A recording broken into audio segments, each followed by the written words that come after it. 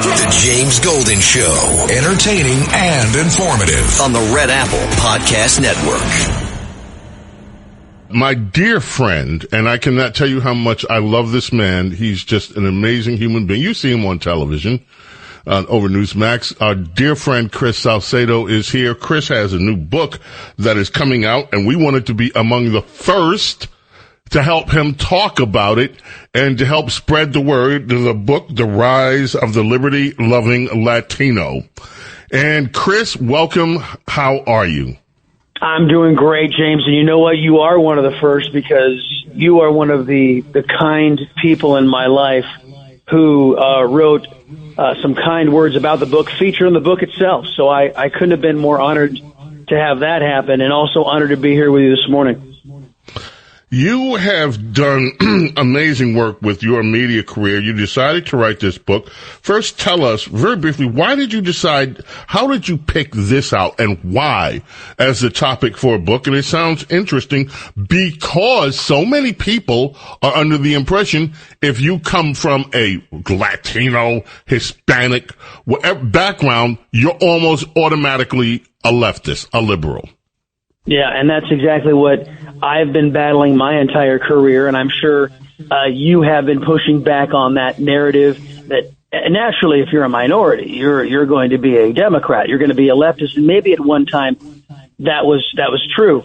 But we watched something extraordinary in this last election cycle, probably over the last 20 years, as Barack Hussein Obama and Beijing Biden took the Democrat Party to socialist, communist status, anti-American status. And a lot of Latinos who came here legally, and a lot of Latinos who came here from foreign countries, maybe first generation, second generation, third generation, they started noticing something about the Democrat Party. They were starting to resemble what they fled from in those countries. Families, Latino families tend to talk to one another, and they spread the word. And as time went on, and as we watched the left do what the left does, and we watched President Trump's ascendancy, we watched a sea change. And then came Beijing Biden's occupation of the Oval Office. And that's when something occurred that I've been calling, James, the greatest political revolution in this country since the formation of the Republican Party. A massive switch from Latinos voting for Democrats to Republicans. I'll give you one microcosm. My home state of Texas. You look down there at the border, and it was solid blue along the border right there with Mexico for so many generations. And now it's nearly solid red because the Democrat Party teed up policies, lawless policies, that literally destroyed Latino communities along the Texas-Mexico border, and Latinos said, enough. Wow. Do you think that was the election? We're already now 9 months into the Trump second term. As you know, and we're arguing today, national argument with the left over enforcing immigration law. You have Pritzker announcing they're building a wall to protect illegal immigrants from enforcement. He's building walls around courthouses and things like that. You have very loud demonstrations in almost every single state where there are illegal immigrants. And supposedly, if you look at the newscast from MSM sources, mainstream media sources, why this is driving Trump's poll numbers down with younger people, and they claim it's also driving some of those poll numbers down with Latino voters. What do you say about what we're seeing result and how that's going to impact this rise of liberty-loving Latinos? Well, I saw some polling after President Trump started rolling out his initiative to enforce the rule of law. And I say it's his because, sadly, the Democrat Socialist Party has abandoned the rule of law, and there have been some complicit fake Republicans who have sat back and watched it. I'll let you consider, James, that in the 4 years of Joe Biden's unprecedented unleashing of criminal illegal aliens onto this country, that the Republicans, for all their caterwauling, for all their complaining, they didn't stop one illegal alien from coming into this country. So when I saw the polling, and if you looked at what the election was, 2024, you had about 47%, again, historic, 47% of Latinos voting for Trump, a majority of Latino males voting for Trump. And what did the polling show after law enforcement started showing up and getting rid of criminal illegal aliens? You saw those numbers rise in the polling in the Latino community. So he was borderline 49% approval. He actually gained in popularity as the Latino community sat back and said, oh, wow, the rule of law being enforced, crime going down in my neighborhood. Oh, my gosh, I'm actually in the president's corner. And it's the same thing with this whole crime thing, James. That President Trump shows up and is even threatening to show up, He's actually promising to show up into places like Chicago, places like Baltimore. And the people are saying, please save us from these Democrats, these crazy, lawless Democrats. The president is doing what the American people expect a president to do. And I think that's across the board. Blacks, Latinos, whites, anybody who wants to be a real and true American, they support it. This National Foster Care Month, Marine Toys for Tots is providing hope to children who need it most. Staff Sergeant James Caldwell, who grew up in foster care himself, shares that while handing out gifts at a Toys for Tots distribution event, a little girl looked up at him, reached into her bag, pulled out a stuffed animal and said, "Someone needs to make sure you get a toy too." That simple gesture embodies the heart of Marine Toys for Tots, ensuring every child, including those in foster care, experiences the kindness that can transform their future. Visit toysfortots.org today. $1 million. Free to play. You just need to survive. It's the Fanatics NFL Survivor Pool. Pick one team to win each week. Get it right, move on. Get it wrong, you're out. The last fan standing take home a guaranteed $1 million cash prize. And for every player who joins, we add $1 to the pot, up to $10 million. The Fanatics NFL Survivor Pool. Play free on the Fanatics app. App access open to all. Must be 21 plus and joined by 9/8 to play. No purchase necessary. U.S. only. Void where prohibited. Subject to complete terms. See fanatics.com/game rules. Leading a business today means constantly adapting. On the Executive Insights podcast, brought to you by AWS, global leaders share how they're making tough calls, testing bold ideas, and putting innovation into practice, generative AI included. If you're looking for real stories behind what's working, this is it. Subscribe to the Executive Insights podcast today, available now on all major podcast platforms.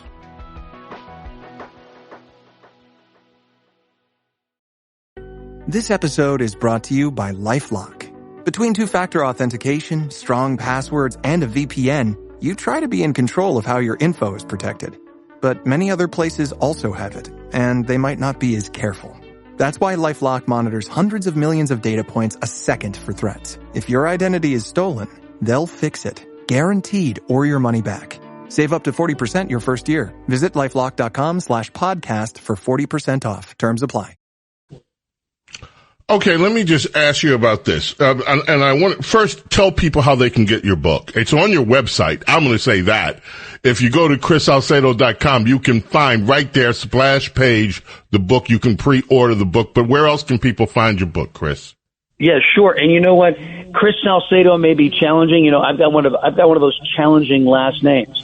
So if you don't want to remember how to spell chrissalcedo.com, folks, here's a real easy website. It's called Amazon. You just go to Amazon and type in Liberty Loving Latino or Rise of Liberty Loving Latino, and you're going to find the book. You can go there. And, those are the primary sources we're driving folks to, James.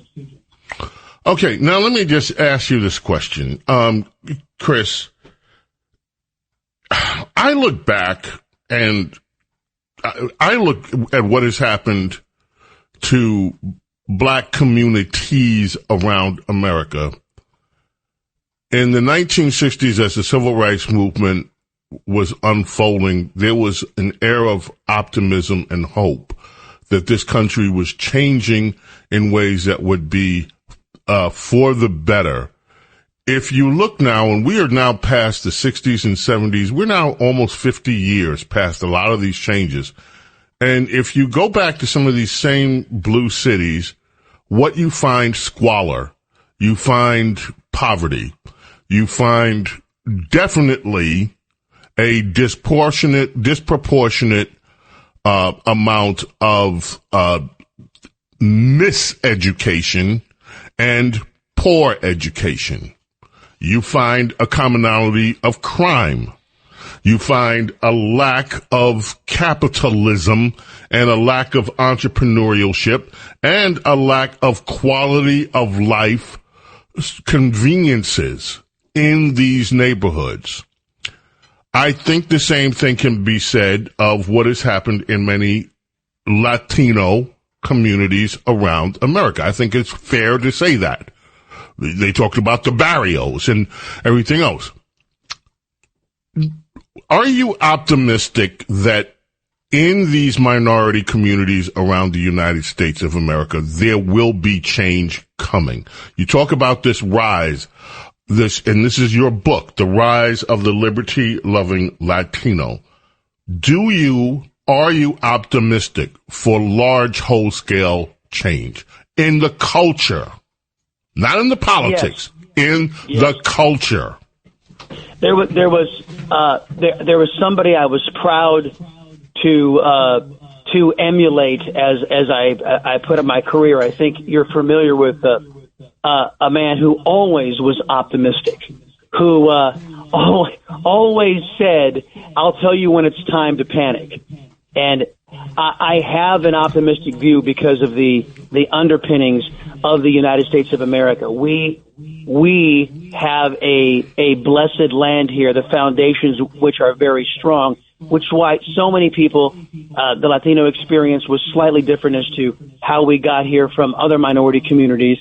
But the Latino community sees a good thing, and how can they not see the contrast in between the way socialist Marxist Democrats have run things and the way President Trump and the America First coalition have run things?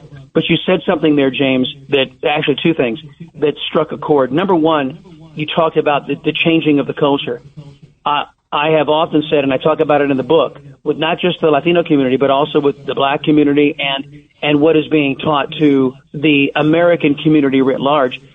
The worst mistake this country ever made was allowing government to educate our children. In this case, as you said, they're miseducating our children in these areas where Democrats run the show. And I'm not just talking about minority Democrats. Look at Loudoun County, Virginia, where they allowed the rape of two young girls on this altar of transvestite worship, of this trans idiocy. And I can call the trans idiocy because I know there's an actual gender dysphoria diagnosed issue that is actually clinical, that if impacts a fraction of our country, roughly around 49,000 people out of 340 million. So this is what happens with the Democrat Party. You end up, whether it's the Latino community, the black community, the gays, the so-called gender dysphoria, with what they're calling now trans, overestimating it. They chew these groups up, spit them out to create division, and they don't care how many people they hurt in their wake. We saw Tim Kaine yesterday, 2 days ago, James, say that he doesn't believe our rights come from God. The Democrats believe that our rights come from government. That's a fundamental turning on its head the promise of the United States of America. It's historically inaccurate, but that's what they're teaching our children. And I think a lot of Latinos, a lot of blacks, America writ large are waking up saying that's just not true, and they're rejecting the Democrats who are trying to cram that down our throats. Absolutely. Chris, what a pleasure it has been. We got to run to a quick break. Again, where can people find the book? ChrisSalcedo.com or Amazon.com. The Rise of the Liberty-Loving Latino, the New American Revolution. Thank you, James. Chris, you have to come back. We got to spend some more time together, my friend. Love you much. Talk to you soon. Thanks for listening to The James Golden Show. You can hear The James Golden Show Saturday mornings at 7. If you like the podcast, share it with your friends and listen anytime at WABCRadio.com and download the WABC Radio app. Hit that subscribe button on all major podcast platforms. Plus, follow WABC on social on Instagram, TikTok, Facebook, and X. See you next time for a new episode so you never have to wonder. What the heck is going on here?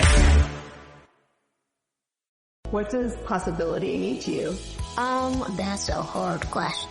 Something that you can strive for. That I'm able to do anything I set my mind to. You're confident in yourself and you believe in yourself. Stuff that you could achieve. I feel excited. Anything is possible when you're more confident. Shoes are a huge part of that. They are the most important part of my style. You can express yourself. In the right shoes, anything is possible. DSW, countless shoes at brag-worthy prices. Imagine the possibilities.